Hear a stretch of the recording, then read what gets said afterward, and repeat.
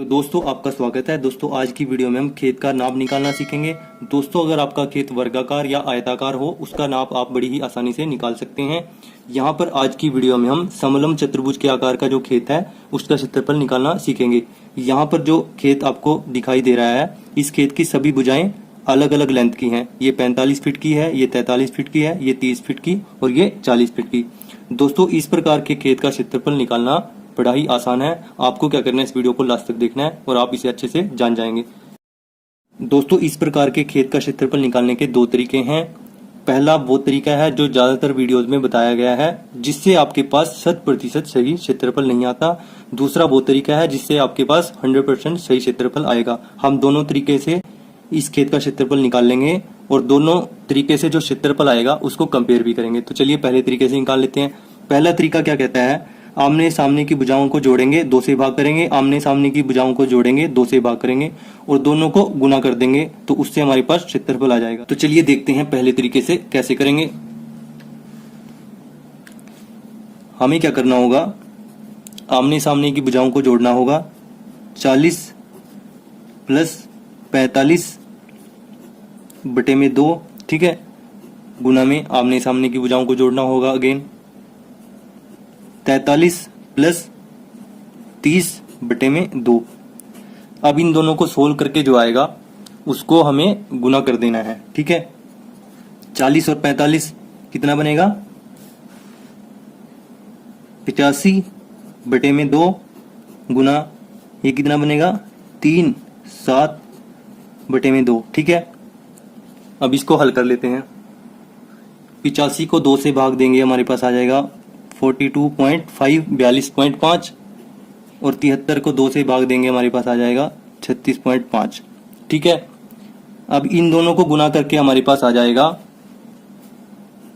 1551.25 square feet. तो ये आपका क्षेत्रफल आया, ठीक है। इन दोनों को आप कैलकुलेटर की मदद से गुना कर सकते हैं, ठीक है दोस्तों। तो पहले तरीके से हमारे पास क्षेत्रफल कितना आया, 1551.25 स्क्वायर फीट। दोस्तों इस प्रकार से जो खेत का क्षेत्रफल निकाला जाता है वो 100% सही नहीं होता, तो इसीलिए हम दूसरे तरीके से भी खेत का क्षेत्रफल निकाल लेंगे। तो चलिए दूसरा तरीका देखते हैं। दोस्तों दूसरे तरीके से इस खेत का क्षेत्रफल निकालने के लिए हमें क्या करना होगा, समलम चतुर्भुज के आकार के खेत को 2 भागों में बांटना होगा, यानी हम डी बिंदु को बी से मिलाएंगे। तो चलिए मिला देते हैं। तो दोस्तों यहाँ पर डी बिंदु को बी से मिलाने के बाद ये समलम चतुर्भुज आकार का जो खेत है वो 2 त्रिभुजों में बंट गया है। पहली त्रिभुज है ए बी डी, दूसरी त्रिभुज है बी डी सी। इन दोनों त्रिभुजों का जो क्षेत्रफल होगा उनका जोड़ करके ही पूरे खेत का क्षेत्रफल हम निकाल सकते हैं, ठीक है। तो पहली त्रिभुज का क्षेत्रफल निकालने से पहले हम डीबी की लंबाई क्या होगी वो जान लेते हैं। अब डीबी की लंबाई मापने के 2 तरीके हैं। पहला तरीका तो ये है कि ये हमारे पास ए बी डी त्रिभुज क्या बनी है, समकोण त्रिभुज, ठीक है। तो पाइथागोरस प्रमेय लगाकर हम इसे माप लेते हैं, ठीक है। तो चलिए पहली त्रिभुज लिख लेते हैं यहाँ पर, त्रिभुज ए बी डी में, ठीक है। ए बी डी त्रिभुज क्या है, समकोण त्रिभुज है। इसमें क्या है, पाइथागोरस का प्रमेय हम लगाएंगे यहाँ पर।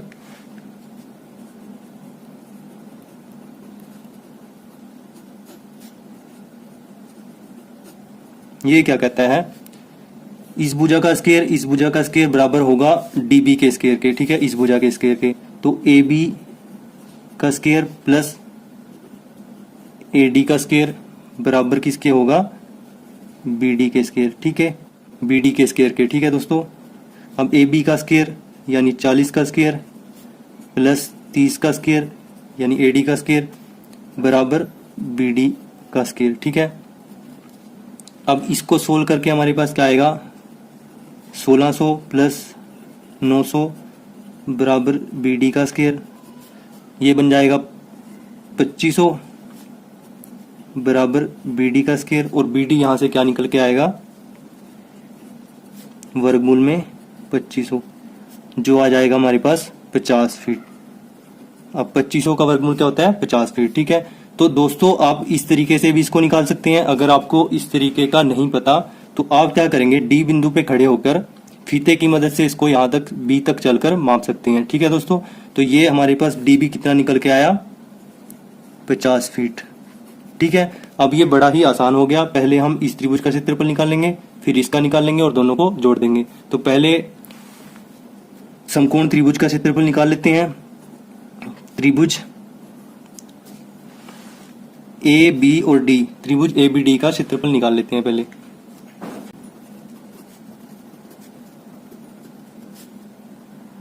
तो त्रिभुज ए बी डी का क्षेत्रफल निकालने के लिए हम क्या करेंगे, सबसे पहले तीनों भुजाओं को जोड़ देंगे और 2 से भाग दे देंगे। ठीक है, तो जोड़ते हैं तीनों भुजाओं को,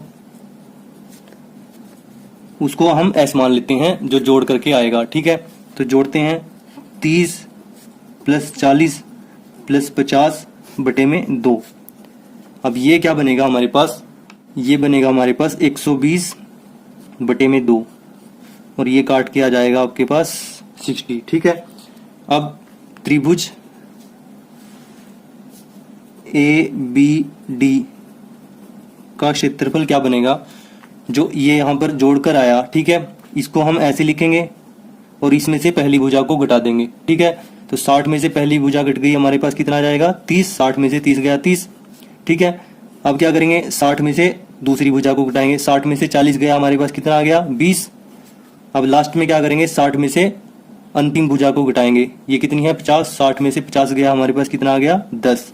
और इस सब का क्या कर देंगे, वर्गमूल कर देंगे। ठीक है दोस्तों, हम क्या करेंगे, सबसे पहले तो इस s को लिखेंगे जो कि 60 है, फिर इसमें से पहली भुजा घटाएंगे, इसको लिख देंगे, दूसरी भुजा घटाएंगे, उसको लिख देंगे, फिर तीसरी साइड को घटाएंगे, उसको लिख देंगे। इन चारों की गुना करके वर्गमूल निकाल लेंगे तो हमारे पास पहली त्रिभुज का क्षेत्रफल आ जाएगा। ठीक है दोस्तों, अब इन सबको गुना करके हमारे पास क्या आएगा, 6 18, 18 दूनी 36, ये आ जाएगा हमारे पास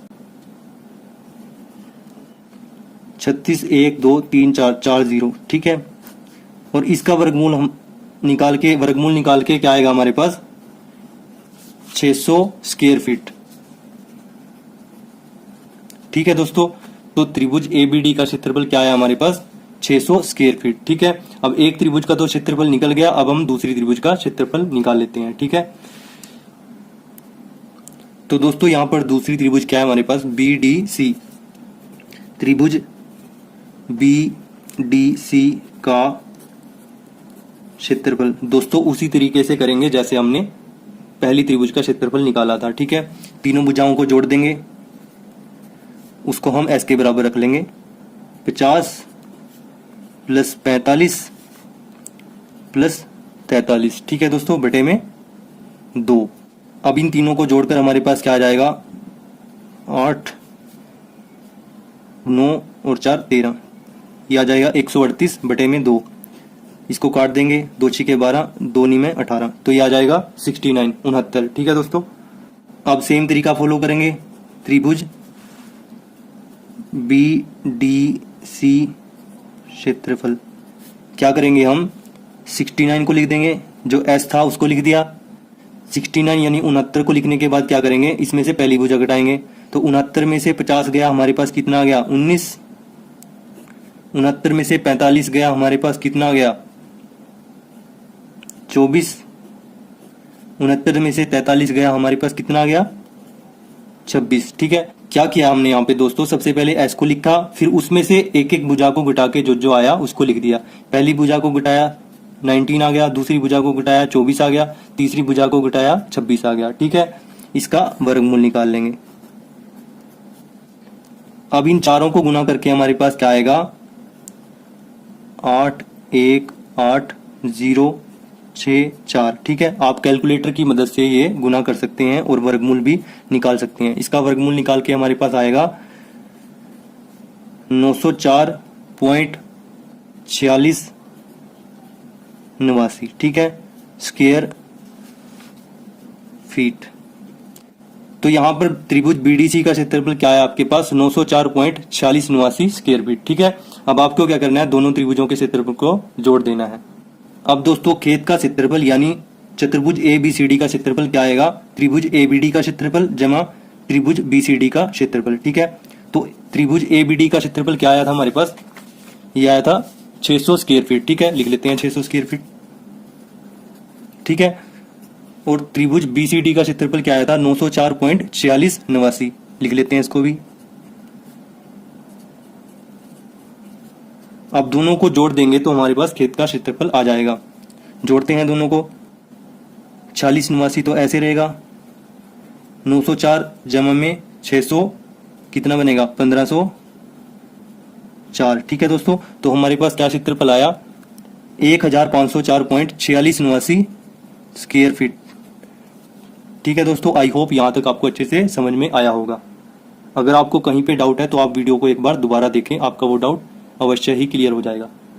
तो दोस्तों अब हम कंपेयर करते हैं कि पहले जो तरीका था उससे क्या क्षेत्रफल आया था और दूसरे तरीके से क्या क्षेत्रफल आया। ठीक है, तो पहले तरीके से क्षेत्रफल क्या आया था हमारे पास, यह आया था 1551.25 स्क्वायर फीट। ठीक है, और दूसरे तरीके से क्या आया हमारे पास 1504.4689 स्क्वायर फीट। तो दोनों क्षेत्रफल में लगभग 47 का डिफरेंस है। ठीक है, जो ये दूसरे तरीके से क्षेत्रफल हमने निकाला वो सही तरीका है, उससे 100% क्षेत्रफल निकलता है। तो दोस्तों आपको यही तरीका फॉलो करना है।